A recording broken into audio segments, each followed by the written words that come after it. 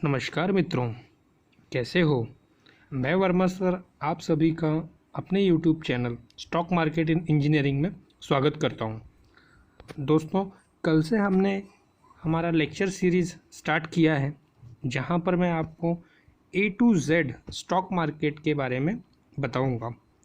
कल मैंने कुछ चीज़ें डिस्कस की थी, जिसमें मैंने आपको टाइप्स ऑफ पार्टिसिपेंट्स बताए थे।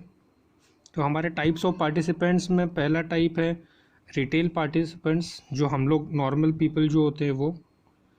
दूसरा एक इम्पॉर्टेंट हम लोगों ने देखा था FII एंड DII, तो foreign institute and domestic institutes.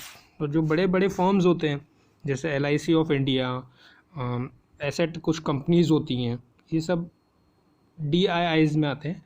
और फॉरेन के जो बड़े बड़े मल्टीनेशनल कंपनीज होते हैं जो मार्केट में पैसा लगाते हैं, उन्हें हम FII कहते हैं। उसके बाद दोस्तों हम लोगों ने देखा था कि हमारे पास और कौन कौन से तरीके हैं इन्वेस्टमेंट के। तो उन इन्वेस्टमेंट के तरीक़ों में से हमने हमारा इक्विटी, ये एक चीज़ सिलेक्ट की थी। तो उसी को आगे बढ़ाते हुए हम लोग अब आज देखेंगे कि किस प्रकार से हमारा ट्रेडिंग होता है। तो सबसे पहले कुछ चीज़ों को आप लोगों को नोट भी करना होगा। इसके लिए आप लोग अपना नोटबुक लेके रेडी हो जाइए, ताकि हम लोग चीज़ों को बहुत आसानी से समझ सकें और आप लोग भी लिख भी सकें, बिकॉज़ इसमें थोड़ा मैथमेटिक्स भी होता है। तो चलिए स्टार्ट करते हैं। Hierarchy in stock market. तो जैसे कि मैंने आपको कल बताया था कि सबसे पहले हम एक पार्टिसिपेंट्स हैं।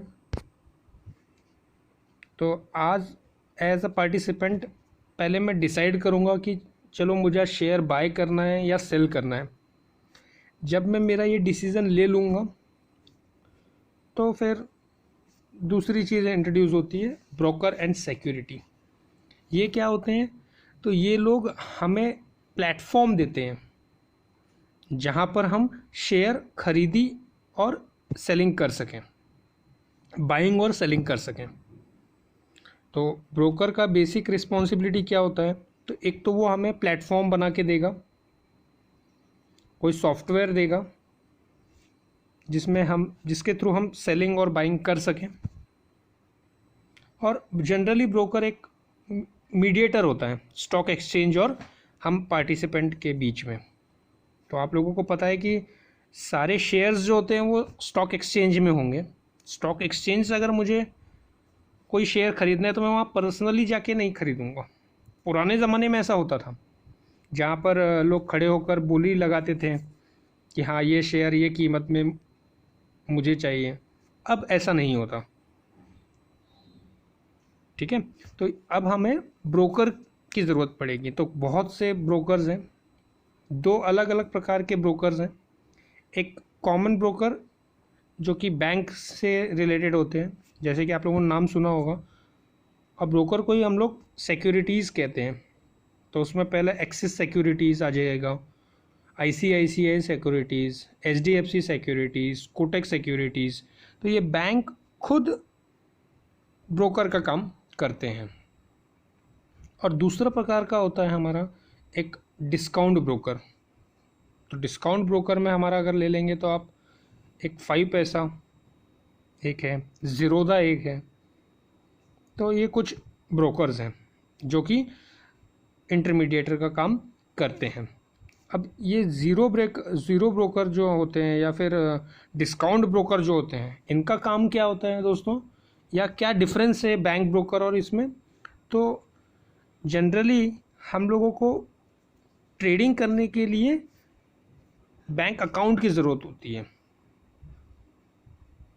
तो ये bank account axis, HDFC, ICICI ये लोगों के पास ऑलरेडी होते हैं। तो हमें सेपरेटली कहीं जाने की ज़रूरत नहीं होती, वो उनके ही बैंक अकाउंट से हमें शेयर्स लेके और दे के काम चला लेते हैं। बट ये जो ज़ीरो ब्रोकर डिस्काउंट ब्रोकर्स जो होते हैं, डिस्काउंट ब्रोकर क्या करते हैं, हमें बैंक अकाउंट लिंक करना होता है पहले, और उसके बाद फिर हम प्रोसेस कर सकते हैं। तो मैं आगे डिटेल में आप लोगों को समझाऊंगा, बट अभी हाल फिलहाल के लिए तो हमारे पास कुछ एक ब्रोकर लगेगा जो हमें मीडिएटर होगा, जो हमें शेयर्स ला के और दे। तीसरा उसके बीच में होगा दोस्तों डिपॉजिटरीज। तो अब आप लोगों को पता होना चाहिए कि जब हम कोई शेयर खरीदते हैं तो हमें कुछ सर्टिफिकेट मिलता है, तो वो सर्टिफिकेट को हम कहेंगे शेयर सर्टिफिकेट, जिस पे हमारा नाम, हमने कितना शेयर लिया, किस प्राइस का शेयर लिया, कौन सा पे शेयर लिया, इसकी जानकारी होगी। बट दोस्तों ये शेयर सर्टिफिकेट्स जो थे वो भी पहले कुछ दिनों तक था। अप्रैल 19 के बाद शेयर सर्टिफिकेट्स जो होते हैं ये हार्ड कॉपी की वजह अब डीमटेरियलाइज्ड कर दिया गया है। Dematerialised in the sense automatic या फिर कंप्यूटराइज्ड कर दिया गया है। तो ये सब जो चीज़ें होंगी, जो भी शेयर होंगे वो कहाँ सेव होंगे, वो सभी सेव होंगे डीमैट अकाउंट में। डीमटेरियलाइज्ड मीन्स डीमैट, तो आप लोगों ने सुना होगा डीमैट अकाउंट। तो ये कुछ डिपॉजिटरीज हैं। तो पहली डिपॉजिटरी है नेशनल सिक्योरिटी, NSDL और CSDL। तो ये लोग क्या करते हैं, डिपॉजिट करते हैं, यहाँ हमारा शेयर डिपॉजिट होगा। आप लोगों को ध्यान देना होगा कि ब्रोकर के पास हम कुछ नहीं रखते हैं, जो भी शेयर्स होंगे ये डिपॉजिटरीज में डिपॉजिट हो जाएगा। और अब जैसे मैंने कल ऑलरेडी डिस्कस किया था कि BSE and NSE, Bombay stock exchange and national stock exchange, तो एक करस्पॉन्डिंग देखिए NSDL के लिए NSE के जो भी हम ट्रांजेक्शन करेंगे NSE में, तो हम NSDL के थ्रू डिपॉजिट होगा हमारा सब। और BSE जो है बॉम्बे स्टॉक एक्सचेंज में अगर हम कोई ट्रांजेक्शन करते हैं तो CSDL होगा। कल आपने आपको कहा था कि आप लोग मनी कंट्रोल की वेबसाइट देख लीजिए। तो अगर आप लोगों ने देखा होगा तो वहाँ पे कोई भी अगर आप शेयर सर्च करेंगे तो 2 प्रकार के प्राइसिंग दिखाता है, एक बॉम्बे स्टॉक एक्सचेंज और एक नेशनल स्टॉक एक्सचेंज। तो कल हम लोगों ने देखा था कि बॉम्बे स्टॉक एक्सचेंज में मैक्सिमम सेंसेक्स जो है उसमें 30 कंपनीज होती हैं, और NSE में हमारे 50 कंपनीज होती हैं। ठीक है, वैसे तो 6000-7000 कंपनियां हैं, बट ये लिस्टेड कंपनीज जो हैं उनमें से बेस्ट कंपनीज जो है वो NSE में 50 का एक क्राइटेरिया उन्होंने लगा के रखा हुआ है। तो बेस्ट 50 कंपनीज, निफ्टी 50 जिसे हम कहते हैं। तो ये हमारा डिपॉजिटरी करेगा अब ये काम। उसके बाद एक क्लियरिंग एजेंसी होती है। क्लियरिंग एजेंसी का क्या काम होता है, जो कि एक फिर से मीडिएटर होगा, जो कि स्टॉक एक्सचेंज से डिपॉजिटरी तक क्लियर कराने का काम करेगा। क्लियरिंग इन द सेंस, सबसे पहले एज ए पार्टिसिपेंट मैंने इच्छा जताई और विलिंग किया कि चलो अब मैं शेयर खरीदूंगा, तो फिर मैं बुकिंग करूंगा शेयर की। जैसे ही मैं बुकिंग करूंगा तो वो मेरे ब्रोकर के पास जाएगा, ब्रोकर उसे ट्रेडिंग जोन में एग्जीक्यूट करवाएगा, और जैसे ही वो ट्रेडिंग जोन में जाएगा तो फिर वो डिपॉजिटरी के पास सबमिट हो जाएगा। और फिर डिपॉजिटरी क्या करेगी, क्लियरिंग जो एजेंसीज़ हैं उनके पास जाएगी और उन्हें कहेगी कि अब आप मेरा क्लियर करवा के दीजिए, शेयर मंगवा के दीजिए NSE BSE के पास से। अब ये क्लियरिंग एजेंसी की क्यों ज़रूरत है, तो कई आप लोगों को पता है कि शेयर मार्केट में हम कब बाय कर सकते हैं, जब आगे वाला शेयर हमें बेचना चाहता होगा तो ही। तो शेयरिंग जो होती है, जो शेयरिंग ट्रेडिंग जो हम करते हैं शेयर मार्केट्स में शेयर्स की, यहाँ पर जब कोई बेचेगा तो ही आगे खरीदने वाला होगा, या फिर खरीदने वाला होगा तो आगे वाले ने बेचना चाहिए, तो ही हम ये सब चीज़ें कर सकते हैं। तो ये प्रॉपरली ठीक तरीके से हो रही है कि नहीं, इसको तो पूरा कंट्रोल सेबी करता है, बट उन्होंने भी एक टीम बना के रखी हुई है जो कि क्लियरेंस का काम। अगर मैं बोल रहा हूँ कि भाई मुझे 100 रुपये में ये शेयर चाहिए, तो जब 100 रुपये में कोई बेच रहा होगा तो ही मुझे वो 100 रुपये में शेयर मिलेगा। तो कौन सा शेयर किसे मिलेगा, अब ऐसा हो सकता है कि 100 रुपये के खरीदने वाले हम 3 लोग हैं और बेचने वाला एक ही है बंदा। बेचने वाला 200 क्वांटिटी बेच रहा है, हम तीनों मिलके लेटर से मैं 50 ले रहा हूँ, दूसरा पर्सन 100 ले रहा है, फिर तीसरा पर्सन 50 ले रहा है। तो NSCL CCL या फिर क्लियरिंग एजेंसीज का ये काम है कि वो जो 300 शेयर आगे वाले से ने जो सेल किया है वो हम में 50, 100 और 50 इस टर्म में वो डिवाइड करें। तो सबसे इम्पॉर्टेंट काम है ये क्लियरिंग एजेंसीज का। और फिर ये सब वो किसके थ्रू करेगा, तो ये सब वो स्टॉक एक्सचेंज के गाइडेंस के थ्रू करेगा। स्टॉक एक्सचेंज जो BSE NSE है वहाँ पे पूरा भंडार ऑफ शेयर रहेगा, और फिर ये क्लियरिंग वाले जस्ट देखेंगे कौन से प्राइस ने किसने सेल किया किसने बाय किया, उसको क्लबिंग करेंगे और फिर वो डेटा फिर से डिपॉजिटरीज में जाएगा और फिर चीज़ें आपको ब्रोकर के एंड से प्लेटफॉर्म से पार्टिसिपेंट को चीज़ें मिलेगी। और ये पूरी चीज़ों को कवर करने के लिए वी हैव अ सेबी। तो दोस्तों कल मैंने सेबी के बारे में डिटेल में बताया था, आप लोग एक बार सेबी अगर फंक्शनिंग नहीं जानते हैं तो आप कल का मेरा वीडियो देख लीजिएगा। तो दोस्तों ये है हमारा हायरची, इसको मैं बहुत डिटेल में आगे हम लोग डिस्कस करने ही वाले हैं। ये जस्ट बेसिक सब अभी हमारा चल रहा है। अब दोस्तों कई बार क्या होता है कि जैसे मैंने कल आप लोगों को बताया था कि ये NSE BSE क्या है, ये एक दुकान टाइप है जहाँ पर जाकर हम लोग अपना प्रोडक्ट खरीद लेंगे या शेयर खरीद लेंगे, बट यहाँ पर हमें तुरंत डिलीवरी नहीं मिलती है। यहाँ कुछ ये ऑनलाइन टाइप काम है। जैसे ऑनलाइन में अगर हम कुछ शॉपिंग करेंगे तो हमें 2 दिन के बाद, 1 दिन के बाद, 3 दिन के बाद ऐसा मिलता है। तो सेम थिंग सिंस अब आप लोगों को पता चल गया कि इतने लोग बीच में हैं, डिपॉजिटरी है, ब्रोकर है, क्लियरिंग एजेंसीज है, तो आपका कहीं इंटरेक्शन नहीं होता है। तो ये सब प्रोसेस करने के लिए, ठीक तरीके से करने के लिए प्रोसेस बनाई गई है और उसी को कहेंगे हम लोग ट्रेडिंग टाइम। तो बेसिकली हमारे जो शेयरिंग के लिए जो हम इक्विटी में कर रहे हैं उसके लिए हमें T+2 टेक्निक का यूज़ करना पड़ता है। ये चीज़ को आप लोग लिख के रख लीजिएगा दोस्तों। जो भी मैं चीज़ यहाँ आपको मेरे PPT में दिख रहा है वो सब आप लोगों को नोट कर लेना है, शॉर्ट नोट की तरीके से ये है। तो चलो आज स्टार्ट करते हैं कि आज ये पहला दिन है। आज मैंने शेयर बाय किया या सेल किया। आज सपोज मैंने एक बाय कर लिया, एक शेयर मन बनाया, सब ट्रेडिंग के लिए ऑर्डर प्लेस कर दिया, अब मेरा शेयर आज बाय हो गया।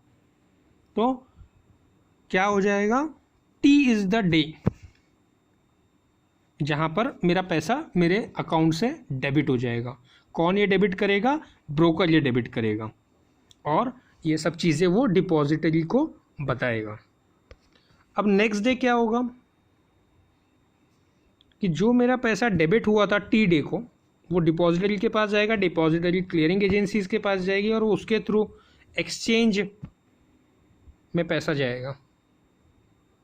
अब पहले दिन तो मेरा पैसा डेबिट कर लिया ब्रोकर ने, तो T+1 मतलब अगला दिन जो दूसरा दिन होगा, T+1 मीन्स दूसरा दिन। तो आज अगर 5 तारीख है तो T इज़ द 5 तारीख, कल 6 तारीख मतलब T+1। तो कल क्या होगा, ब्रोकर जो है वो जो पैसे कल उसने कट कर लिए थे वो उसे डिपॉजिटरीज और क्लियरिंग एजेंसीज के थ्रू वो स्टॉक एक्सचेंज तक पहुंचाएगा। तो दूसरे दिन स्टॉक एक्सचेंज को पैसे मिलेंगे। तो पैसे बोलो या फिर शेयर्स बोलो, अगर मेरे पास 100 शेयर थे तो उसमें से अगर मैं 50 बेच देता हूँ तो, या बाय और 50 कर लेता हूँ, तो वो ऐसे रिक्वेस्ट आगे भेजेगा T+1 डे को।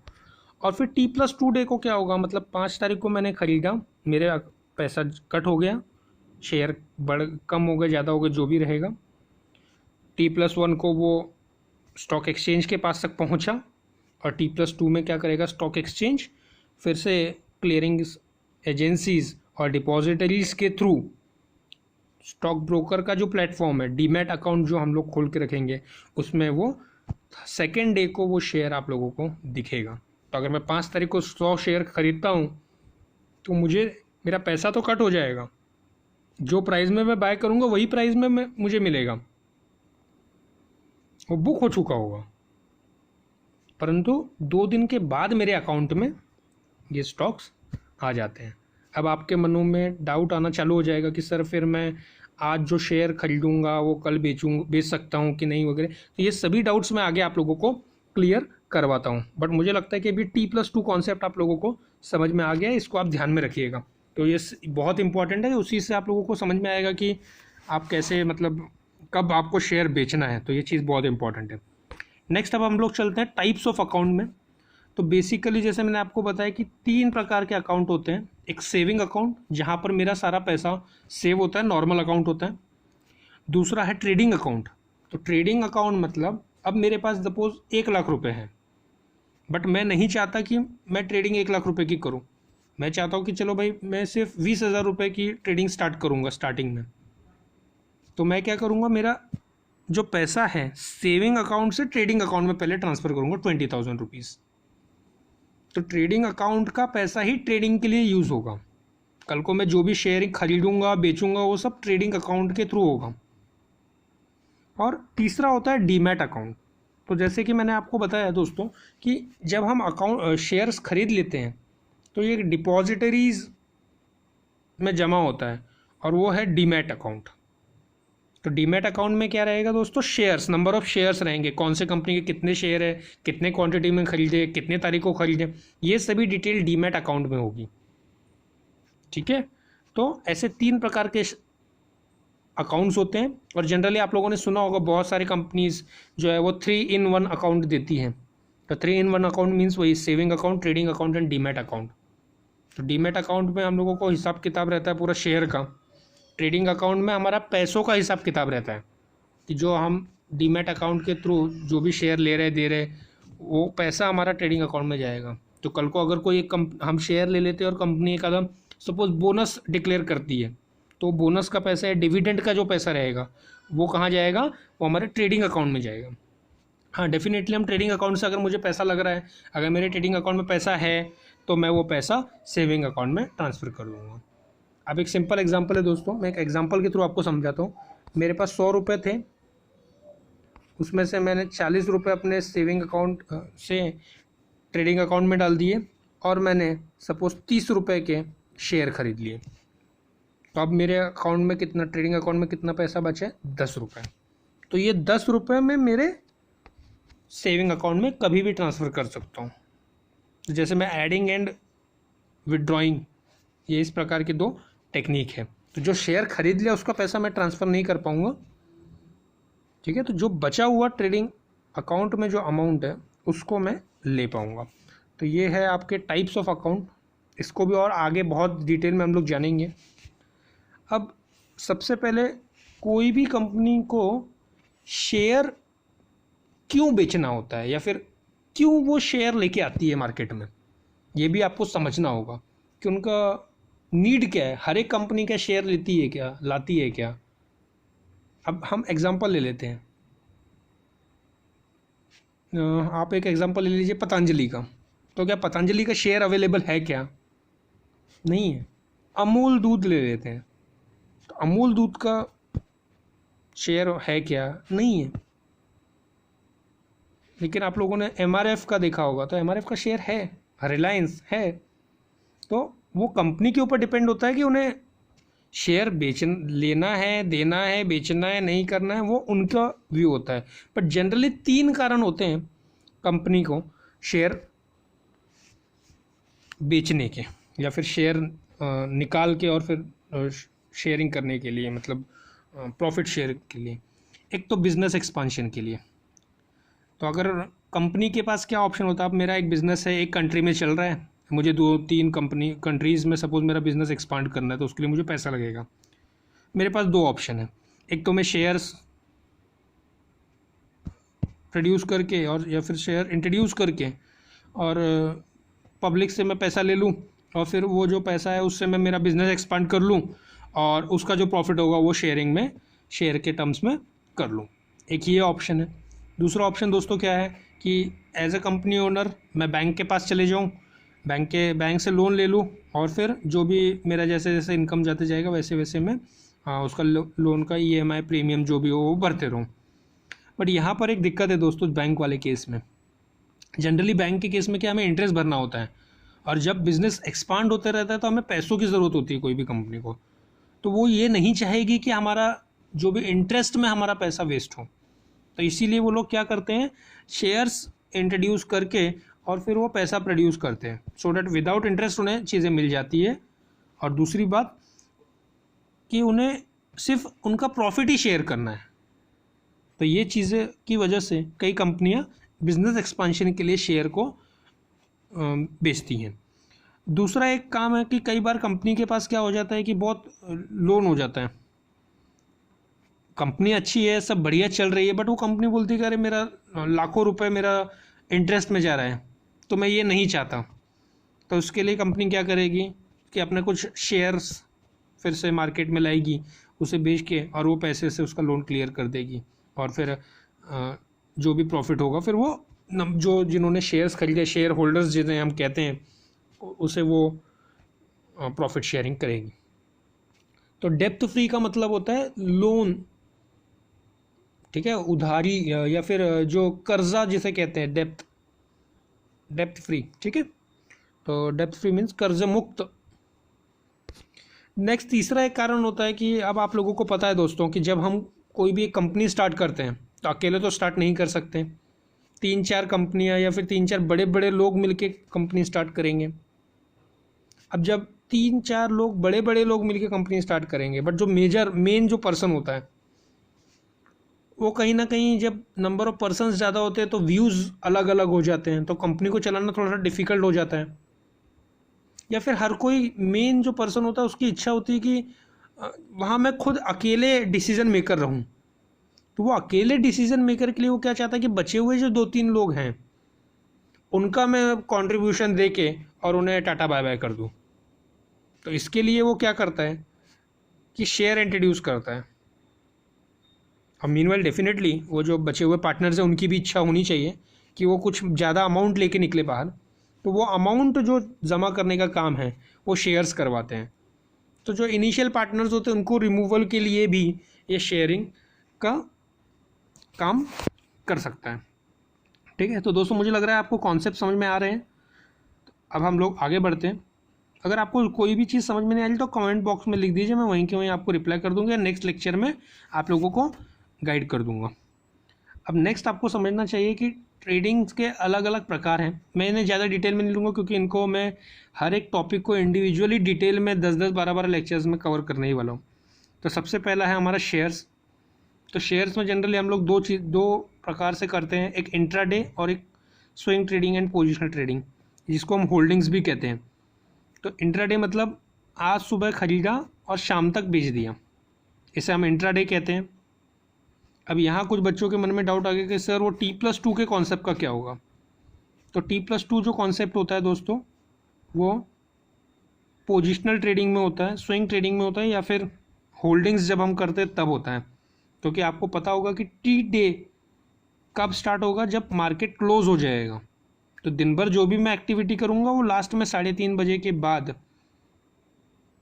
हमारा टी डे स्टार्ट होगा, तो उसके बाद फिर वो सारा कैलकुलेशन होगा। बट अभी इंट्राडे में हम क्या कर रहे हैं, सुबह खरीद के शाम को बेच दे रहे हैं, ठीक है। और बहुत सारे कंडीशंस हैं इंट्राडे पे, हम बहुत बड़ा लेक्चर सीरीज़ बनाने वाले हैं। बट अभी आप लोग सिर्फ चीज़ों को समझिए कि कौन कौन से ऑप्शंस आप लोगों के पास अवेलेबल है। रिस्क के हिसाब से इंट्राडे को नॉलेज होना बहुत ज़रूरी है, पैसा अच्छा खासा बन जाता है यहाँ पर, बट बहुत ज़्यादा टेक्निकल नॉलेज की ज़रूरत है। होल्डिंग्स में हम लोग लेके रखते हैं शेयर्स, और जब उसका प्राइस बढ़ जाएगा तब हम बेच दें, तो वो एक ऑप्शन रहता है हमारे पास। नेक्स्ट है बॉन्ड्स। तो कई कंपनियां बॉन्ड्स निकालती हैं, गवर्नमेंट बॉन्ड्स निकालता है, उसका हम लोगों ने कल डिटेल में देखा था। तो दूसरा ऑप्शन बॉन्ड्स खरीद के भी हम लोग कर सकते हैं। तीसरा है म्यूचुअल फंड। अगर आप लोगों को ज़्यादा कुछ नहीं समझ रहा है तो कुछ कंपनीज़ के म्यूचुअल फंड में आप पैसा लगा सकते हैं, जहाँ पर जो काम ट्रेडर करता है, मीन्स वो हमारे पैसे ले लेंगे और फिर वो बिज़नेस में लगाएंगे, और फिर उसमें से जो भी प्रॉफिट होगा वो हमको वो लोग देंगे। तो सिंस हम लोगों को ये फील्ड नहीं है, हम एज ए इंजीनियर अगर हम लोग देखें तो हमको इसके बारे में ज़्यादा पता नहीं है, तो फिर ऐसे लोग म्यूचुअल फंड्स ले सकते हैं। और फिर वहाँ पर कंपनी ने, जैसे हम ICICI का म्यूचुअल फंड लेते हैं, तो वो कंपनी ने ICICI वालों ने एक अच्छा रिसर्चर बैठा के रखा हुआ है जो कि प्रॉपर पोर्टफोलियो डिज़ाइन करके और अच्छी तरीके से हमारा पैसा लगाएगा और फिर हमें प्रॉफिट देगा। बट इसमें बस वही है कि हम दूसरों के भरोसे पैसा दे देते हैं। बट देखिए, अब सबकी अलग अलग सोच होती है। नेक्स्ट है डेरिवेटिव्स। तो डेरिवेटिव्स का एक एग्जाम्पल के तौर पे मैं आपको बताऊंगा कि अब मुझे घर खरीदना है या फिर घर में रहना है, एक घर में नए फ्लैट में मुझे रहना है, तो मेरे पास दो ऑप्शन है। एक तो मैं उसे ख़रीद लूँ, तो शेयर खरीदते समय एक्चुअली हम खरीद लेते हैं, और दूसरा ऑप्शन होता है मैं रेंट पे चले जाऊँ। तो रेंट पे जाना मतलब फ्यूचर एंड ऑप्शंस, इसको हम कहते हैं डेरिवेटिव्स। ठीक है, तो मैं शेयर रेंट पे खरीद सकता हूँ, क्या है वो भी हम आगे डिटेल में देखेंगे। तो एक ऑप्शन डेरिवेटिव्स भी है, बट अभी जो भी हम देख रहे हैं वो सब इक्विटी के बारे में देख रहे हैं। Equity is nothing but a shares, first topic अभी हम देख रहे हैं।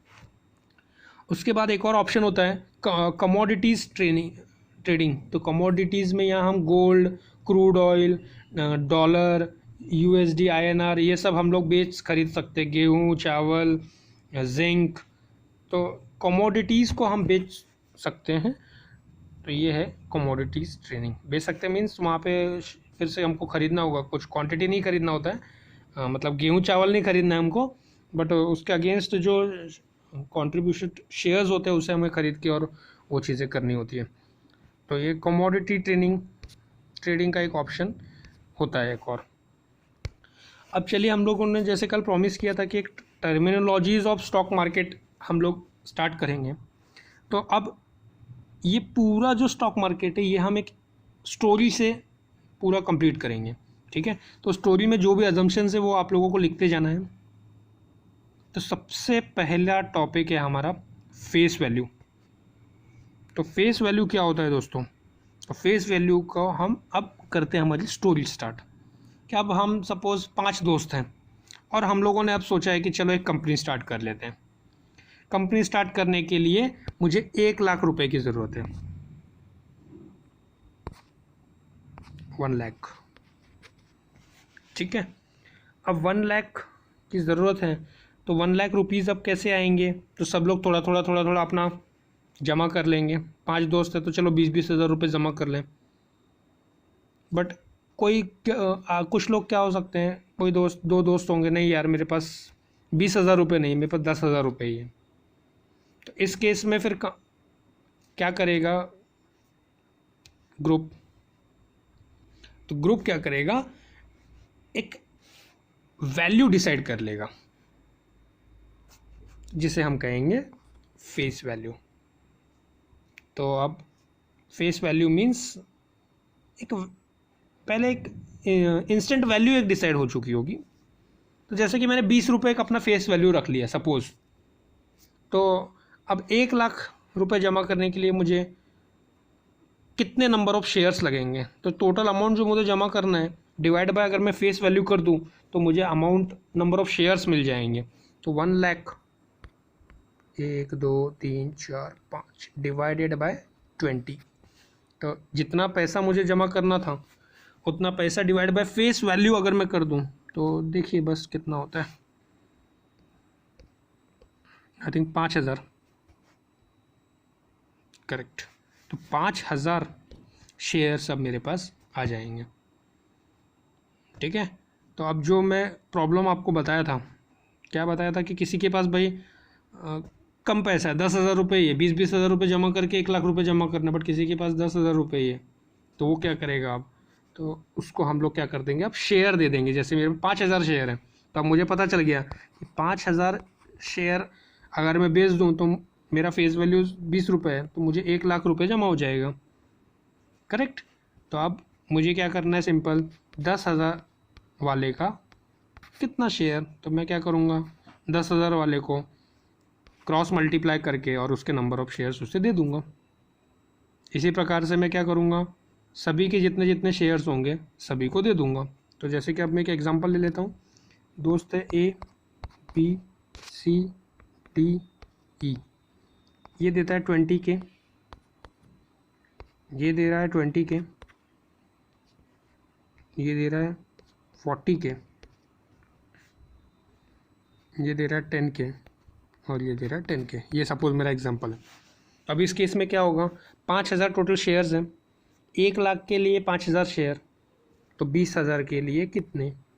तो इसको 1,000 शेयर्स मिल जाएंगे क्रॉस मल्टीप्लाई जब आप करेंगे, इसको 1,000 शेयर मिल जाएंगे, इसको 1,000 शेयर मिल जाएंगे, इसको सिंस इसका 40 के है तो इसको 2,000 शेयर मिलेंगे, और इन दोनों को 500 शेयर मिलेंगे।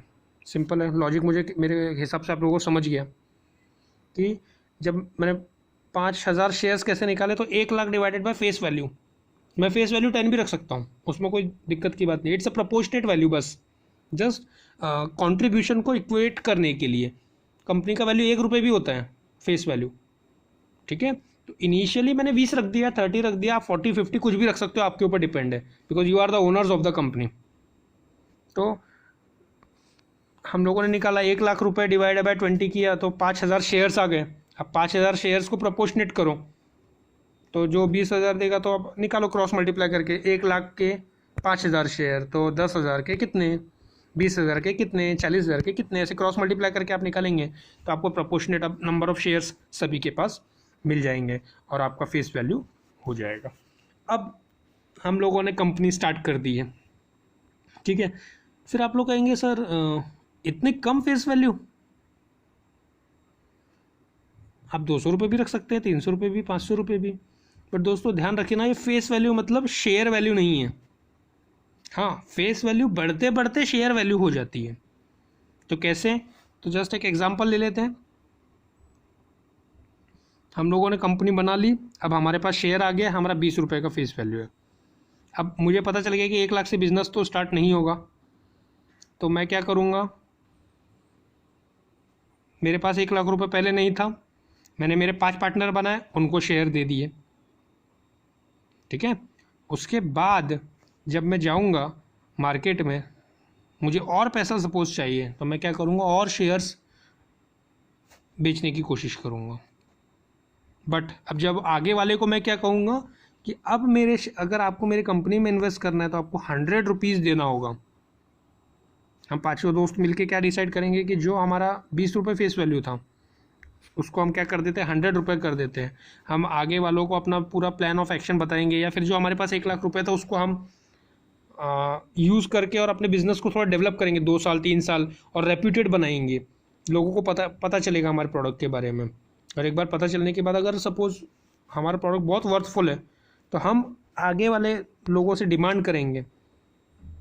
ध्यान रखिए दोस्तों, अभी शेयर मार्केट में नहीं है अभी हम आजू बाजू के जो इन्वेस्टर्स होंगे उनको पकड़ेंगे। कई बार देखा है ना आपने, ये हम साहूकार जिसे हम कहते हैं, तो साहूकारों को पकड़ेंगे, इंडस्ट्री के साहूकारों को, जो कि हम पे पैसा लगाना चाहें बिना ब्याज के। हाँ, तो फिर हम वो साहूकारों को पकड़ेंगे, उसको बोलेंगे भाई देख 100 रुपये देता है क्या, तो वो अगर रेडी होगा, हमारे बिजनेस प्लान से खुश होगा, तो वो हमारा जो 20 रुपये का फेस वैल्यू का जो शेयर था वो हमारा 100 रुपये हो जाएगा। तो लेट अस से 5 टाइम्स हो गया, तो हमारा 1,00,000 का अब हमारा 5 लाख बन गया। हम फिर से वो पैसा यूज़ करेंगे, लगाएंगे और बहुत प्रॉफिट कमाएंगे, और वो प्रॉफिट के प्रोपोर्शनेट फिर वो साहूकार को पैसा देते रहेंगे। तब हमारी कंपनी सोचो प्राइवेट लिमिटेड हो गई, पब्लिक लिमिटेड हो गई।